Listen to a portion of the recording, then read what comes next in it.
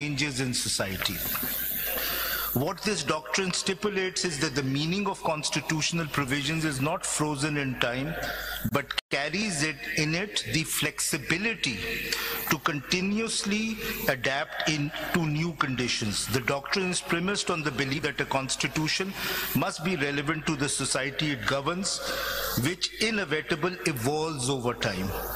With their progressive approach, the courts look to the purpose or intent behind a constitutional provision to guide its application in modern context.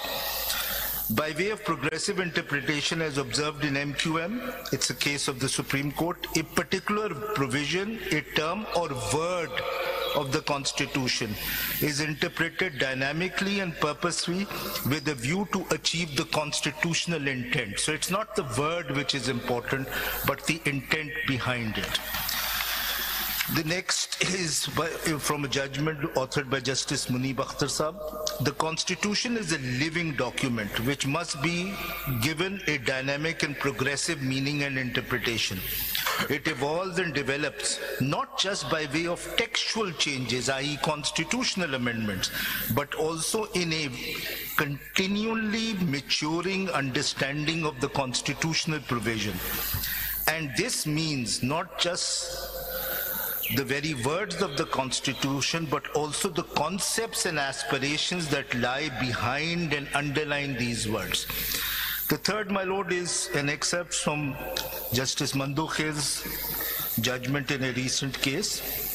In the absence of express words or an enactment preventing the council from inquiring into the matter upon resignation or retirement of a judge, jurisdiction of the council cannot be abolished, ousted or terminated. Now these words are important. Since there is no express provision in the Constitution, nor is there any enactment preventing the council from continuing its proceedings of inquiry in a situation where a judge is retired or resigns, before conclusion of the inquiry, it is the constitutional obligation of the council to conclude the inquiry agitated against a judge and form an opinion regarding his conduct. As your lordships and ladyship can see, Justice Mandokhel has filled a legal vacuum by way of interpretation. This is a classical example of a dynamic and progressive interpretation. Next page, my lords. Now this is where the entire issue of a living tree comes. It's a very interesting excerpt. A living tree capable of growth and expansion within its natural limits. Now, your lordships will note the word natural limits. Constitutional interpretation is that it's not about adopting any interpretation, a wild interpretation, but an interpretation which flows naturally from the provision. So it's not static, and it's not that everything goes. So the words natural limits is critically important. A constitution states and out to state not rules for the passing hour, but principles for an expanding future. This can only happen if a progressive interpretation is taken. Now, three important excerpts regarding how words are to be interpreted. They are not just dull, lifeless words, static and hidebound, as in some mummified manuscript, but living frames intended to give life to great nation and order its being, tongues of dynamic fire potent to mold future as well as to guide the presence. Next, in the interpretation of a constitutional document, words are but the framework of concepts, and concepts may change more than the words themselves. The significance of the concept themselves is vital, and constitutional issues are not solved by a mere appeal to the meaning of the words without an acceptance of the line of growth. It is aptly said that the intention constitution is rather to outline principle than to engrave details. Next, of course, it is true that words used even in their literal sense are the primary and ordinarily the most reliable source of interpreting the meaning of any writing. be it a statute, a contract, or anything else. But it is one of the surest indexes of a mature and developed jurisprudence. Not to make a fortress out of the dictionary, but to remember that statutes always have some purpose, object to accomplish, whose sympathetic, imaginative discovery is the surest guide to their meaning. And the last excerpt, my Lord, tells us why this dynamic interpretation is to be adopted. A very famous quote, of course, by Justice Dixon. The task of expounding a constitution is crucially different from that of construing a statute. A statute defines present rights and obligation. It is easily enacted and is easily repealed. A constitution, by contrast, is drafted with an eye to the future. Once enacted, its provisions cannot easily be repealed or amended. It must therefore be capable of growth and development over time to meet new social, political, and historical realities often unimagined by its framers. The judiciary is the guardian of the Constitution and must, in interpreting its provision, bear these considerations in mind. Professor Paul Fround expressed this idea aptly when he admonished the American courts not to read the provisions of the Constitution like a last will and testament, least become one. So keeping this dynamic progressive interpretation of the Constitution in mind, my Lord, I now come to the provisions themselves.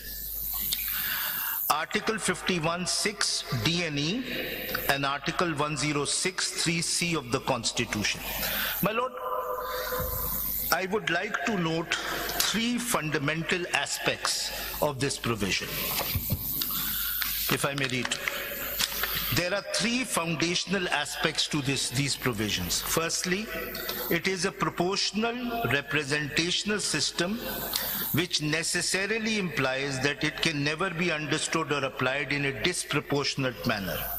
Secondly, this proportional representational system is dependent on political parties' list of candidates. In other words, there is no actual election, but a deemed election based on these list of candidates. This is also very different, as I explained, from other proportional representation systems where the lists of candidates are actually put to the population.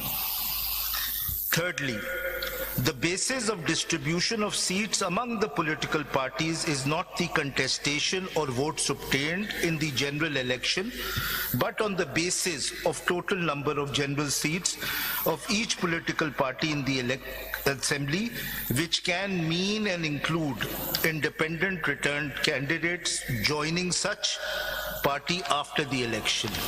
Although the word include is used, but your lordships are aware of the well-established principle that like either and or can be read disjunctively, include also includes means, if the context suggests. If I may move to the next page.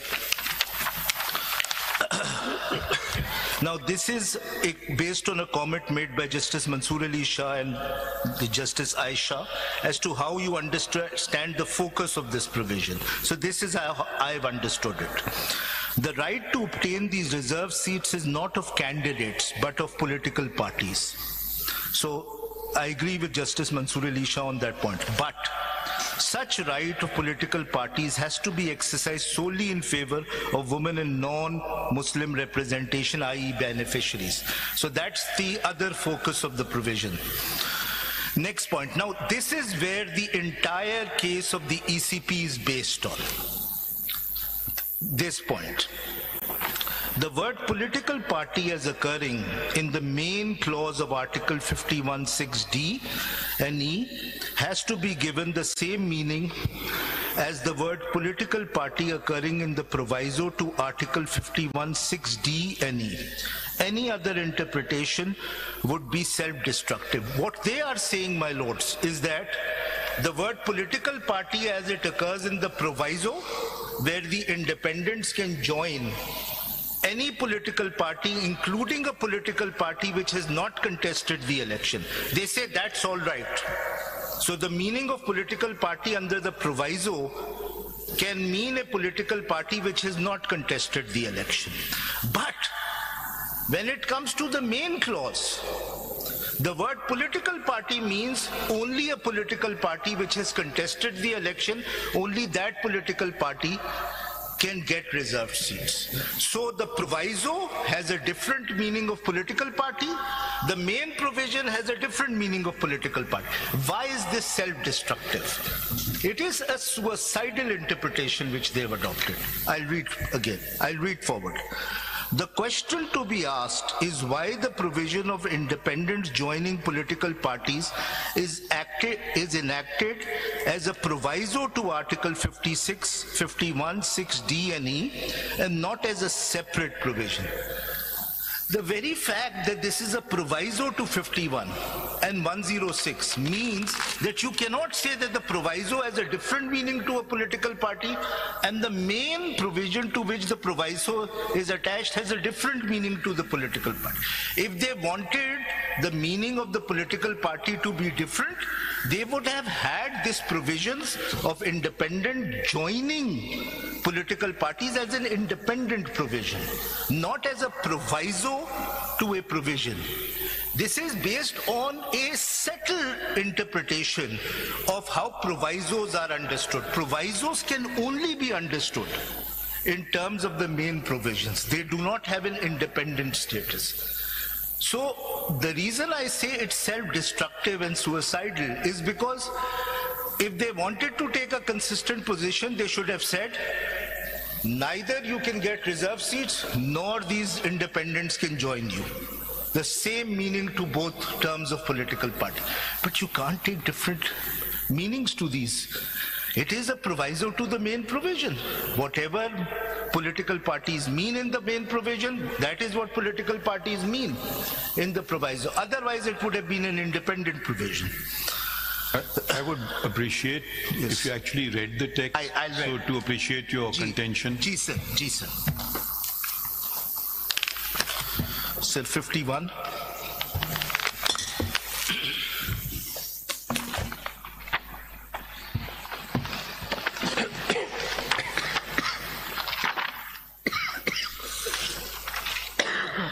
D.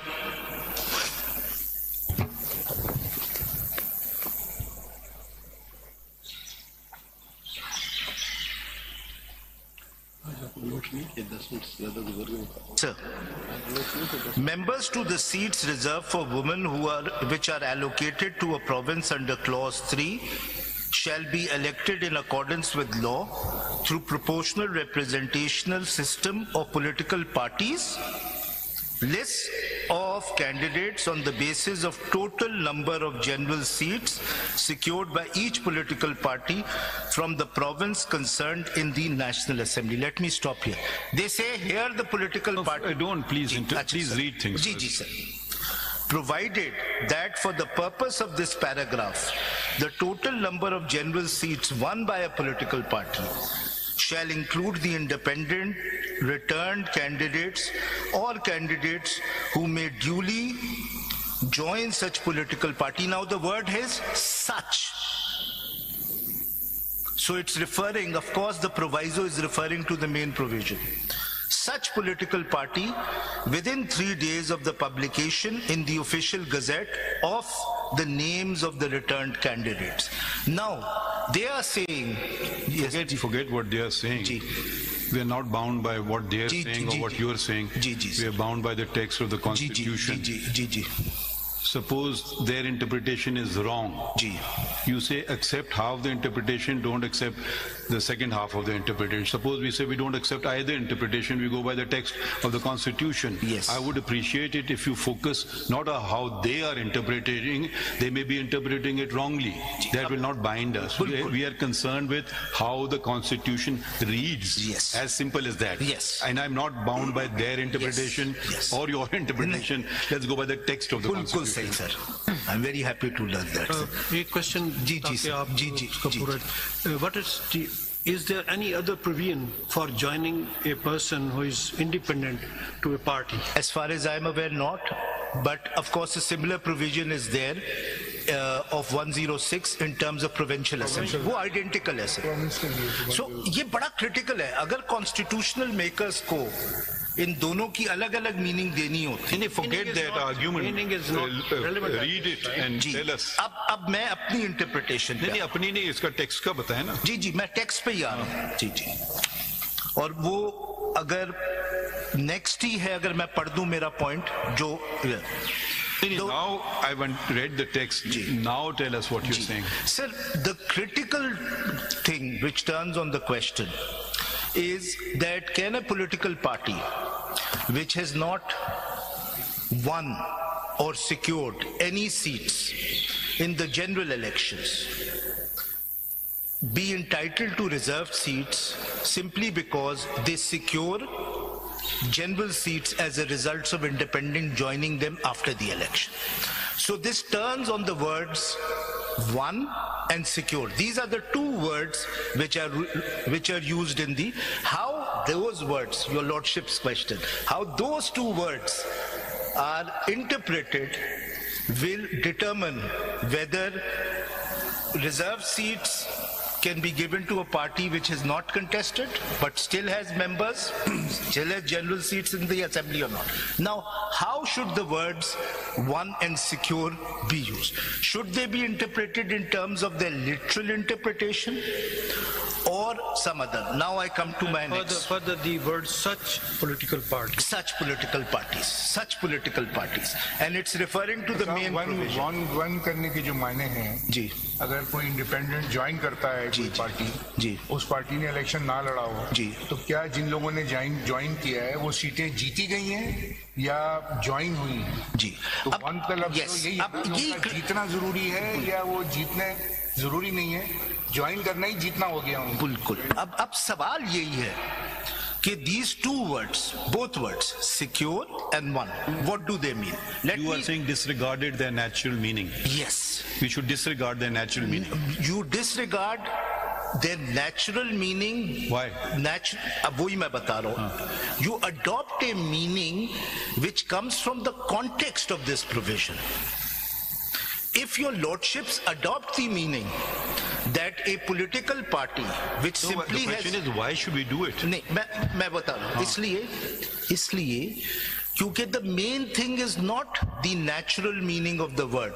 The main thing is the purpose of the provision, the intention of the constitutional maker. That is the main principle of interpretation. यहाँ पे अगर purpose देखा जाए, the only purpose is to give chance to the independents to join a political party which contested election, won, secured the seat, सिर्फ इस मकसद के लिए कि ताकि उनकी जो फाइनल तादाद मालूम हो, उसके बाद ये जो सीट्स हैं वो डिस्ट्रीब्यूट होंगी amongst parties.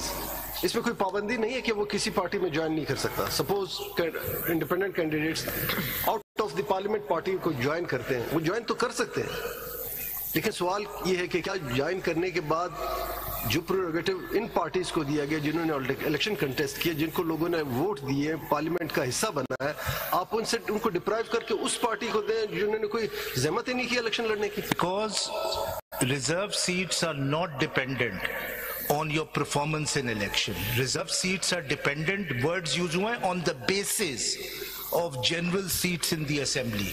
This is not a proportional representation system. होना तो जरूरी है ना फैसल साहब, फिर जनरल सीट का होना जरूरी है ना उस पार्टी के पास. नहीं है सर.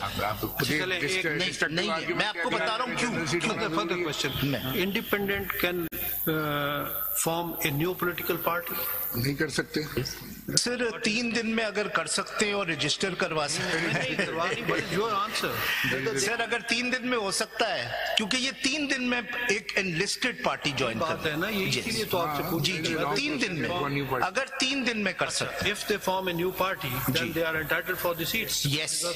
इसलिए क्योंकि सर जो क्रिटिकल बात है ना, एक माइंड में रखिएगा, आपने कहा था 104 को सेक्शन को आप उसको बाहरीज को आप नहीं चैलेंज कर रहे हैं. सर मैं उस पे भी आऊंगा. आपने यही कहा था ना कि now in appeal you are not challenging the.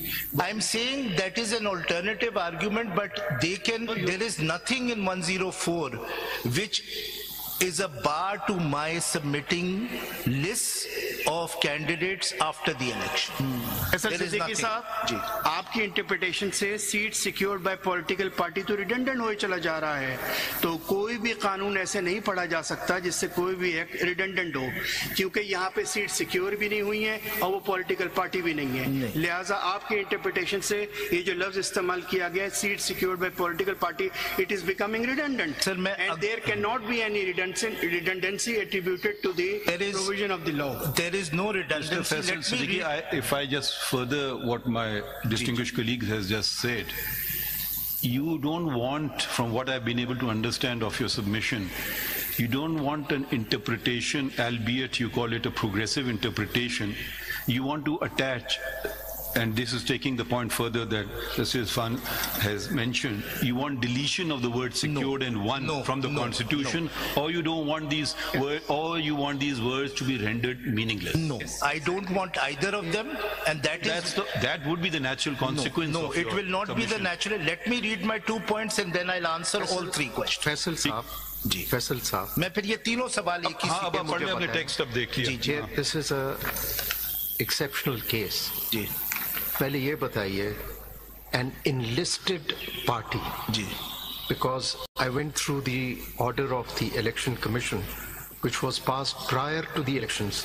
Ji, because one of the councils has placed it on record now. Ji ji, Mr. Salman Akram Raja. Ji ji, they have confused the entire matter on the basis of that the symbol was taken away. Ji. So since the symbol was taken away, therefore it is no more a political party. Ji. But yet they recognize it as an enlisted political party. Yes. Now, as an enlisted political party, how does a party secure or win an election? Because the symbol, to my mind, is not relevant. Yes. So a enlisted political party not necessarily has to have a common symbol to secure a general seat. Yes. So that is what needs to be determined. Yes. Neither the expression secure nor the expression won will become redundant, because the question is that even the Election Commission recognizes both the parties as enlisted political parties. Yes. Now, without a symbol, common symbol, how do they secure or win an election? That's a question. Yes. Mr. President, if I can just continue with the observations of my other distinguished colleagues, just a Tharminilla, that PTI continued to exist after the decision, continues to exist today, continued to exist as a political party, then why did these independents not join PTI? Simple. Didn't you commit suicide yourself? No. You, of course, are representing, now you have a conflict of interest. You think you don't have a conflict of interest, you have a great conflict of interest. Make up your mind who you represent before us. Sir, so you could have simply said, we want to join PTI, end of story. I couldn't have, and I'll explain why. मैं पहले इस सवाल का, क्योंकि this is at this stage of the argument, let me address these 3 similar questions. Finish reading it and then address as you please. Ji ji, Mr. President, ये भी सुन लीजिए जरा इधर प्लीज. जी जी, ये रूल 92 देखिए. रूल 92 का सब रूल 2 जो है, जो इलेक्शन कमिश्नर रूल फ्रेम किए हैं, इससे पता चलता है कि सिक्योर और वॉन का लफ्ज इंटरचेंजेबली यूज हो रहा है. जी जी, काइंडली रीड सब रूल 2. जी जी, रूल 92. जी, सब rule 2. The members to fill seats reserved for women in the National Assembly allocated to a province shall be elected through proportional representational system of political parties. List of candidates submitted to the commission on the basis of total number of general seats 1. Total number general seats 1. यहाँ secure का लफ्ज नहीं है, constitution में secure है. So it means that the election commission is construing the word, using the word interchangeably. Yes. Not only that, if your lordships look at the constitution itself, it uses the word secure in the main provision and uses the one in the proviso.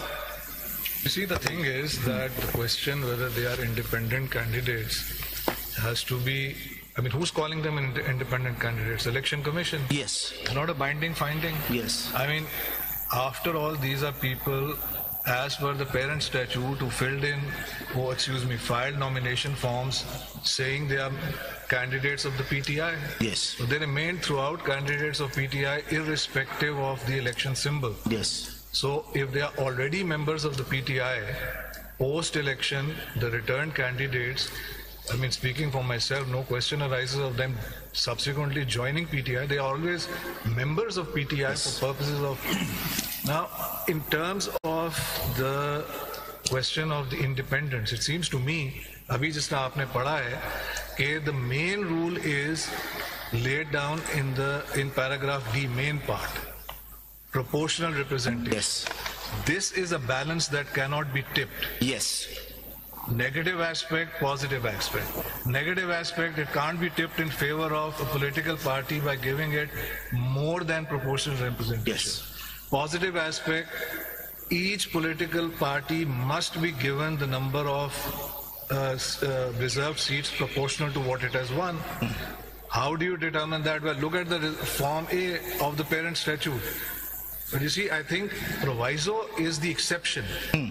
But आप proviso के आपने अभी पढ़ा हमारे सामने, I think you are perhaps, speaking for myself, not paying enough attention to the opening words of the proviso. उसको पढ़ें जरा. हाँ, बिल्कुल सही. Provided that for the purpose of this paragraph. You see, the thing is that someone who is truly an independent, who fills in a form saying, I don't belong to any political party, in the life of the National Assembly, at any time he can join a political party. At any time. Right? What the proviso is saying is, for the purposes of this paragraph, paragraph D, that if there are independents in the House, right, within those 3 days, if they join a particular political party, then the proportionality will be tipped. Yes. This is the only permissible tipping. Yes. But if 6 months later, 1 year later, enough independents, suppose, join that political party to have tipped the balance, that is not going to count. The purpose of the proviso is to lock it in. Yes. For the purposes of this paragraph, it does not bar an independent from subsequent. That's got nothing to do with it. Yes. It's saying for the purposes of this paragraph because the proviso recognizes that it is creating an exception and allowing for the balance to be tipped. Therefore, it has the opening words for the purposes of this paragraph, not for any purpose, and the closing words within 3 days. Yes.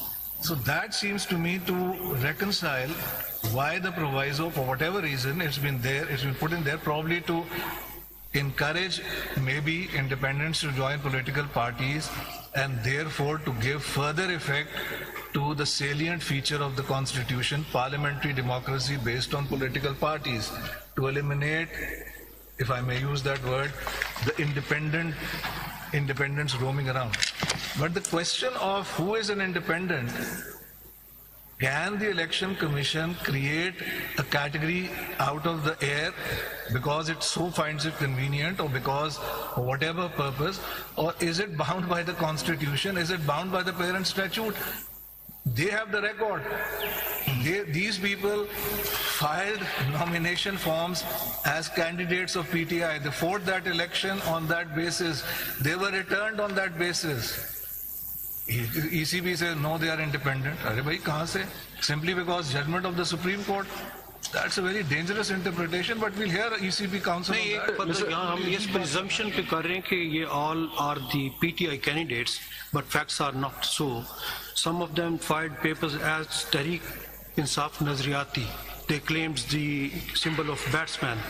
Thereafter they withdrew and said that we are the independent candidates. Sir, मैं explain करूँगा ये point. All are not by the PTI. मैं आपको explain करूँगा कि ये क्या हुआ है. मतलब वी ऑल नो, देखिए वी ऑल नो व्हाट क्या हुआ है, आप फैक्ट्स पे जरा फोकस कर लें। जी, फैक्ट्स पे नहीं, जरा इंटरप्रिटेशन पे, फिर मैं इसका जवाब जरूर दूंगा क्योंकि ये जस्टिस हसन अजहर रिजवी ने भी रेज किया, मैं इसका जवाब इस इंटरप्रिटेशन पे सदीकी साहब, जैसे सर मैं अगर 2 पैराग्राफ अपने पढ़ दूं वो क्लियर हो जाएगा जो मुझे कह रहे हैं। जैसे माय लॉर्ड जस्टिस मुनीफ साहब ने बात की, उसको सप्लीमेंट करते हुए 67 सेक्शन है, उसका सब क्लॉज 3 है, वो क्लियरली डिफाइन किया कि who is independent, who is party supported candidate. इसमें जो लफ्ज लिखा है कॉन्स्टिट्यूशन में, सिक्योर्ड और won by the parties, basically the party election नहीं लड़ती, उसके कैंडिडेट्स लड़ते हैं। The candidate to whom party has provided certificate, this is party's candidate. तो ये इख्तियार इलेक्शन कमीशन के पास कहां से आ गया कि वो 2 अफराद के बीच में जो एग्रीमेंट है